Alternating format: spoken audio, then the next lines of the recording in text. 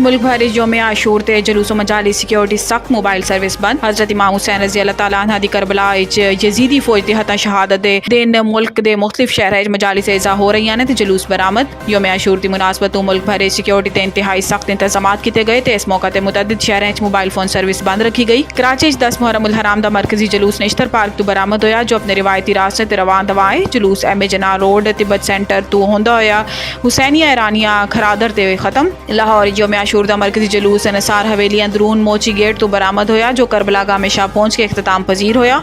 इस्लामाबाद यौम आशूर दा मरकजी जुलूस इमाम बारगाह कर्नल मकबूल तो बरामद होया जो मुकर्रर रास्ता तो होंदा होया इमाम बारगाह कदीमी दे खत्म होया। PTI दे मामले ते साडे नाल मुशावरत नहीं हुई। किसी जमात ते पाबंदी दे हक च नहीं आ। मुराद अली शाह तरीके इंसाफ ते पाबंदी लान दे मुतालिक सवाल ते मुराद अली शाह दा कहना सी कि PTI ते पाबंदी दे फैसले ते पीपल्स पार्टी तो मुशावरत नहीं की गई ते पीपल्स पार्टी किसी भी सियासी जमात ते पाबंदी दे हक च नहीं। इन्होंने कहा है कि PTI नूं भी अपना किरदार वेखना होएगा। महज सीटां लै लैना या वोट लै लैन तो सियासी जमात नहीं बन जाती। PTI खुद अपनी वजह तो इस मकाम ते पहुंची है। खसूस नशिस्तां ते हुकूमत अगे भी कुछ करेगी तो अपना हक आइन के मुताबिक लवांगे।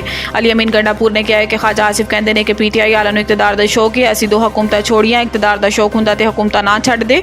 ख्वाजा आसिफ खुद बुरी तरह इलैक्शन हारा लेकिन फिर फॉर्म 47 ते इकतदार ही आया। ऐते अवाम ते मुँह दिखाने के काबिल नहीं। अली अमीन ने कहा है कि असीं इकतदार वाले नहीं जमहूरी लोग हाँ। पहले भी कहा सी कि मखसूस नशिस्तां लई लड़ांगे। असी मुकाबला करके मखसूस नशिस्तां हासिल कीतियां। मखसूस नशिस्तां ते विफाकी हुकूमत अगे भी कुछ करेगी तो आइन के मुताबिक अपना हक लवांगे। बनू कंटोनमेंट के खुदकुश हमले शहीद होने वाले पाक फौज के शोहदा सपुर्दे खाक। पाक फौज के शोबा तालुकात आम ISPR के मुताबिक शोहदा नूं इन्हां दे आबाई इलाकों मुकम्मल फौजदारी एजाज के नाल सपुर्दे खाक किया गया। ISPR के मुताबिक नमाज जनाजा के तदफीन पाक फौज के सीनियर अफसरान जवान लवाहिकीन ते इलाका उमायदीन ने शिरकत की।